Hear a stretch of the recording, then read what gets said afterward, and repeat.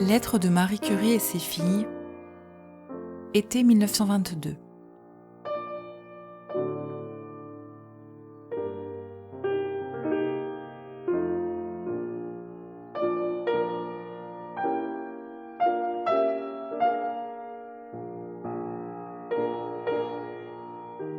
Marie à Irène, de Cavalère à l'Arc-Ouest. Cavalère, mercredi 19 juillet 1922. Chère Irène, je trouve étrange d'être séparée de toi et ne point avoir de tes nouvelles. C'est une situation qui ne me convient en aucune manière. Je me console en pensant au bon bain que tu prends avec tes amis et au bon air que tu respires. Du bon air, je n'en manque pas non plus, ni de belles vues, car il est difficile d'imaginer un paysage plus divin que celui que j'ai sous les yeux. Mais le vent persiste, et bien que le soleil soit très chaud, on est surpris par des courants d'air froid. De plus, l'eau est agitée et très froide. Les bains chauds rêvés sont un mythe. Je me suis enrhumée, en voyage ou à l'arrivée, je ne sais plus, et j'en suis quelque peu déprimée. J'ai pris un seul bain, très court, le lendemain de mon arrivée, et j'en ai eu assez en 1 ou 2 minutes. Je pense que j'essaierai à nouveau tout à l'heure, car le soleil, tout au moins, est encourageant si l'eau ne l'est pas. Il est évidemment désolant de ne pouvoir trouver à coup sûr des bains de mer suffisamment tièdes, même sur la côte méridionale pendant l'été. Il y a à Bonporto une nouveauté dont je n'avais pas eu conscience à mes séjours précédents. On y entend le chant des cigales avec une intensité qui tout d'abord vous surprend un peu, mais dont on prend bien vite l'habitude. Il paraît que ces petites bêtes gazouillent ainsi jusqu'au 15 août environ. En revanche, on n'entend point d'oiseaux, sans doute parce que l'eau manque dans les coteaux boisés. Aussi il n'y a, en général, que des pins et des chênes-lièges, des mimosas, des myrtes. C'est seulement dans quelques vallons traversés par des ruisseaux que l'on trouve une végétation plus tendre et plus variée. Malgré cela, cette vieille terre des morts a beaucoup d'attrait, et je lui sais gré de n'être point du calcaire, mais un brave petit îlot éruptif, ce qui fait que les rochers et même les routes ont un genre d'agrément que j'apprécie particulièrement. Douce chérie, je n'ai point travaillé ici. Je suis paresseuse à cause de mon rhume et du vent qui énerve. Je crois pourtant que je retirerai quelques bénéfices de mon séjour dans ces parages, car c'est un grand changement, par rapport à Paris, que de contempler ce paysage de soleil, et cela seul devrait suffire pour reposer l'esprit de tous les tracas de la vie journalière. J'ai couché toutes ces nuits sur la terrasse, en m'enveloppant la tête de l'écharpe de laine, et je ne crois pas que cela puisse me faire du mal. Je vis, somme toute, à l'air, d'une manière constante, et peut-être cette cure aura-t-elle valu à elle seule le voyage. Il n'y a absolument pas de moustiques, le Mistral les ayant sans doute emportés. C'est au moins une compensation pour les méfaits que je lui reproche d'autre part. Les habitants de Bonporto, très peu nombreux en ce moment, sont très agréables et accueillants. Je voudrais leur faire quelque plaisir en échange de celui que je trouve ici. Je t'embrasse tendrement, mon Irène. Rien n'est changé dans mes projets tels qu'ils ont été arrêtés lors de notre séparation, de sorte que je serai à Paris lundi matin. Bonjour à tous nos amis. Ta mère. Irène à Marie, de l'Arc-Ouest à Cavalère. Jeudi 20 juillet 1922. Ma chérie, j'espère que tu as pris quelques bains à Cavalère et que le Mistral s'est décidé à cesser. Ici, le temps, d'abord médiocre, est devenu de plus en plus beau, et aujourd'hui il faisait chaud. J'ai pris 2 bains par jour depuis mon arrivée, et je dois à la vérité d'avouer que je n'ai absolument pas travaillé, me contentant de dormir, me promener, manger, nager de tout mon cœur. Cependant, cet état d'esprit ne durera pas éternellement, je l'espère. Je pense que quand Jean partira, je me mettrai un peu au travail. Nous avons fait tous deux quelques progrès outre Gênes. Toutefois, malgré la vélocité que nous attribuons volontiers à notre nage, je crois qu'elle ne dépasse guère pour la vitesse ce que nous faisions l'an dernier à l'Overarmstroke, mais quand on a la tête dans l'eau, on imagine volontiers qu'on va plus vite. Ainsi que je te l'ai déjà dit, je déjeune et je dîne chez Madame Alexandrine, qui prend bien soin de ne pas me laisser dépérir. Il y a ici en ce moment tous les Auger, sauf Pierre et Suzanne, Claude, les Borel, Madame Morin et Jean.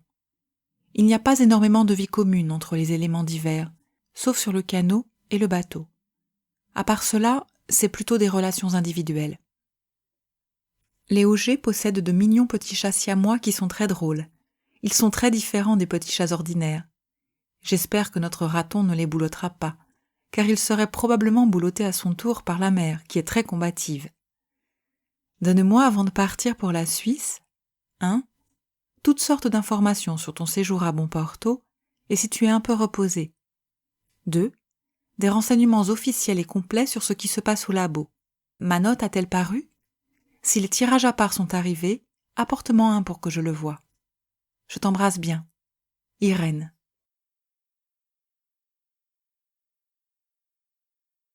Marie à Irène, de Cavalère à l'Arc-Ouest. Cavalère, vendredi 21 juillet 1922. Chère Irène, j'ai reçu la lettre de dimanche hier jeudi. Ainsi que tu le vois, ce n'est pas une communication rapide. Tu as dû recevoir déjà 2 lettres de moi, de lundi et de mercredi. Celle-ci est la 3e. Je suis désolée que tu aies trouvé les bains si froids à l'Arc-Ouest. Je me demande s'il y a une réelle différence dans la température de l'eau, ou bien si ce sont plutôt les conditions extérieures qui t'ont fait cette impression, car tu ne me dis pas si vous avez beau temps. Ainsi que je te l'ai écrit, nous avons eu ici du Mistral, et l'eau a été très froide. Mais depuis hier, les bains sont bons. L'eau se réchauffe rapidement dès que le calme est rétabli. J'aurais donc eu tout de même quelques bains agréables. J'en ai pris 2 hier, et je pense faire de même aujourd'hui. Le soleil est très ardent, de sorte que le sable est quelquefois brûlant aux pieds. Mais le fond de l'air n'est pas très chaud. Il y a, au contraire, assez de fraîcheur, et la nuit on a même besoin de se couvrir, surtout pour dormir sur la terrasse. Je suis contente que tu aies pu arranger ta vie à l'Arc-Ouest, comme tu le désirais, sans descendre pour tes repas jusque chez Rennes. Tu dois être très tranquille, toute seule dans la petite maison. Cela te donnera de la patience pour le temps où Évette se servira du piano. J'espère que tu seras tout de même contente de son arrivée, et plus tard de la mienne. Il me semble que le moment est encore bien éloigné où je te reverrai en Bretagne, car d'ici là, j'aurai de nombreux ennuis auxquels j'essaie de ne point penser maintenant. Je suis prise par une grande paresse et n'ai point travaillé. Mademoiselle Clément et mademoiselle Thérèse sont très gentilles pour moi, et j'aimerais avoir l'occasion de leur faire plaisir de mon côté. Je suis très tranquille à Bonporto, et je crois que j'aurais eu un peu de repos ici, avant ce voyage de Genève qui m'effraie un peu. Peut-être aimeras-tu aussi prendre des bains dans cette région, quand les circonstances s'y prêteront. Je crois que tu es assez sensible au froid de l'eau, et il est à craindre que cette sensibilité n'augmente avec le temps. Je t'embrasse tendrement, et te prie de faire mes amitiés à nos amis. Ta mère.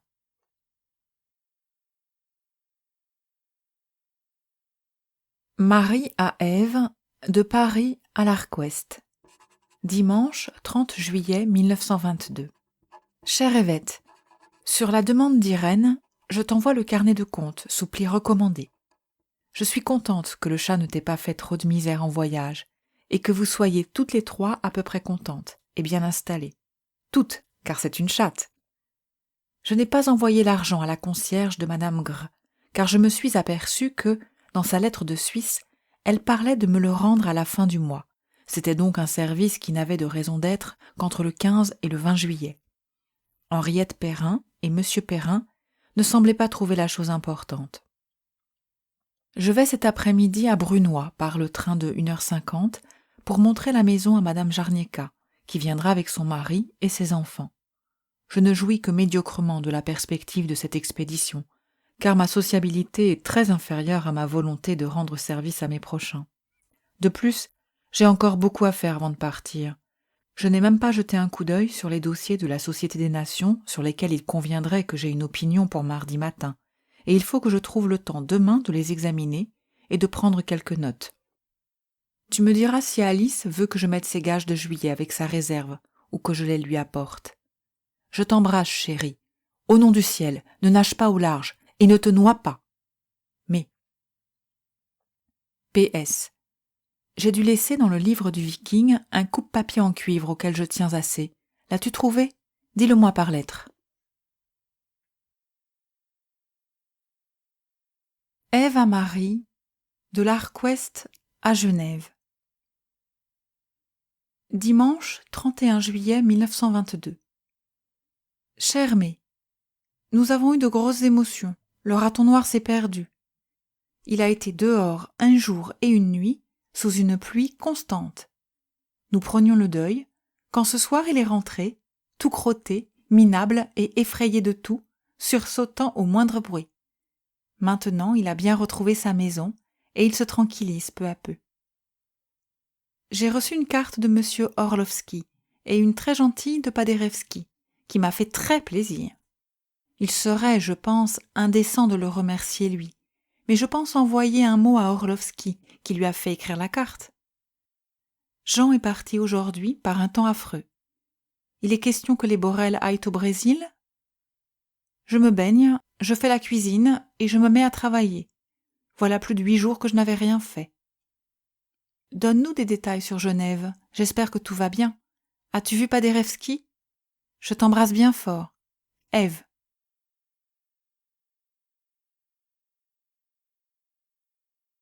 Marie à Ève, de Genève à l'Arc-Ouest. Genève, jeudi 3 août 1922. Ma chère Èvette, j'ai reçu ta lettre de dimanche et je t'en remercie. J'ai sympathisé avec vos inquiétudes au sujet du raton. J'espère que cette petite bête ne sera plus aussi absurde et que je la retrouverai en bon état en arrivant en Bretagne. J'espère aussi que mes 2 filles seront reposées et bien portantes. Je suis contente que tu aies reçu une carte de Paderewski. Tu pourras peut-être le remercier directement. Je serais très désireuse qu'il consente à t'entendre et à dire ce qu'il pense de ta musique. Je ne crois pas avoir l'occasion de le voir ici, car je ne sais pas s'il le désire et ne vois aucun moyen de le savoir puisque je ne tiens pas à le lui demander directement. J'ai un certain espoir de partir d'ici samedi soir, car nous avons 2 séances par jour et ainsi on arrive peu à peu à avancer le travail, non sans beaucoup de fatigue. Tu seras étonné d'apprendre que ta mère ne se contente pas de rester muette, mais prend la parole assez fréquemment, en s'imaginant évidemment qu'il y a à cela quelque utilité. Quant à l'utilité générale de la réunion, je ne puis encore me prononcer maintenant. Peut-être aurai-je une opinion à la fin de la session. Je n'ai pas réussi encore à me baigner dans le lac. Probablement je ne le ferai pas, par manque de temps.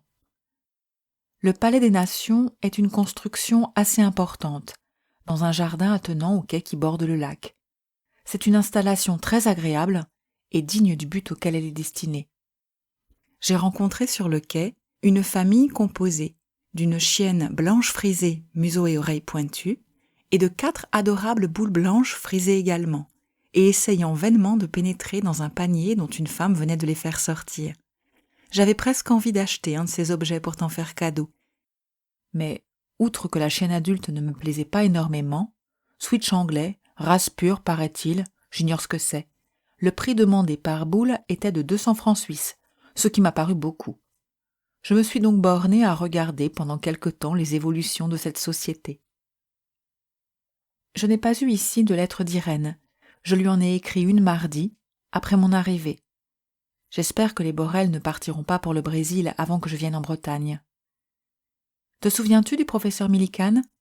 Il est ici avec sa femme. Il y a aussi un professeur hindou, Baneria, qui a une belle tête et parle avec une voix douce de sujet élevé. Sa femme est, je crois, anglaise, mais est venue le voir à une réception de la Société des Nations avec un habillement hindou, fort saillant d'ailleurs. Robe blanche de soie, flottante à larges manches, et sorte de voile blanc noué en diadème autour de la tête. Nous avons aussi un Brésilien, un Espagnol, un Anglais, 2 Américains, une Norvégienne, femme professeure, etc. Réunion assez cosmopolite, tu vois. Le Brésilien et l'Hindou sont franchement les plus beaux types physiques de l'ensemble. Ce lac que tu as vu jadis est d'humeur capricieuse. Il est très doux et calme aujourd'hui. Hier, il était agité et avait l'air nerveux et mécontent. Le Rhône s'en extrait avec grande vitesse et coule au travers de la ville disposée sur ses rives et sur les quais du lac. J'ai fait hier une petite promenade en ville pour en retrouver le souvenir, mais n'ai pu prolonger cette distraction, car je suis l'esclave de la commission, qui est accaparante en proportion de la longueur de son nom complet. Je vous embrasse tendrement, mes chéris, et pense à vous. Mais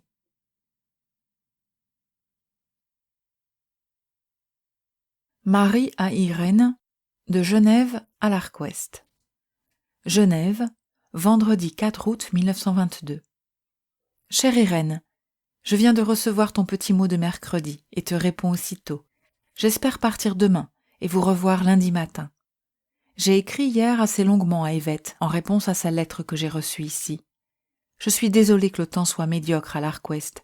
Nous serons mouillés, gelés, et nous devrons concilier les intérêts du travail scientifique représenté par nous deux avec ceux de l'art musical représenté par Yvette, ce qui est bien plus facile par beau temps que par temps de pluie. Ici, il fait très beau aujourd'hui, mais il y a eu une pluie battante avant-hier. La réunion à laquelle j'assiste ne sera pas sans utilité, je l'espère, mais rien ne semble très facile à faire. Je vous embrasse tendrement, mais